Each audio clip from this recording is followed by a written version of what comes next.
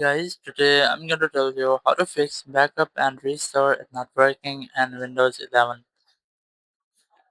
If you're using Windows 11, if you see the issue that your Windows is not taking your backup or it's not restoring your data, so let's see some possible fixes for this. The very first thing, you just have to simply press your Windows plus R here and just run the command which is services.msc.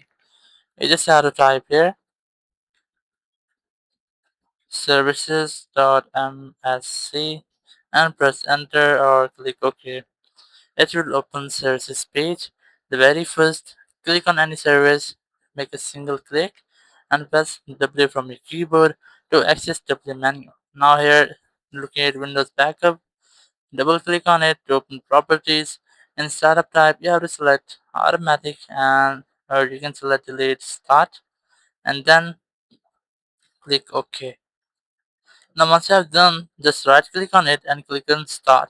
If you see that your Windows backup is stopped, so you can start it, and after starting it you have to click on this restart here, and once you have restarted your Windows backup service, it will activate, or it will be forcefully activated. So if your service is deactivated yet or before, so it might be activated now.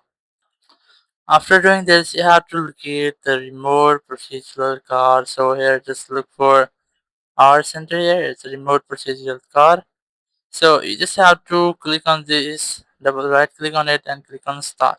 Once you have started, you have to click on restart here and do the same thing from for this first one here.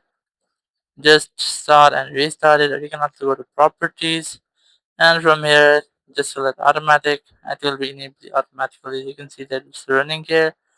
So in this way, you can easily fix your backup issues. You can also make sure that your network is strong, because it might be if your network is not strong or is not stable, so you might get these type errors there. But after doing these settings, your issue will be fixed and you will not get this issue again. Thank you very much for watching the video. Until next video, bye bye.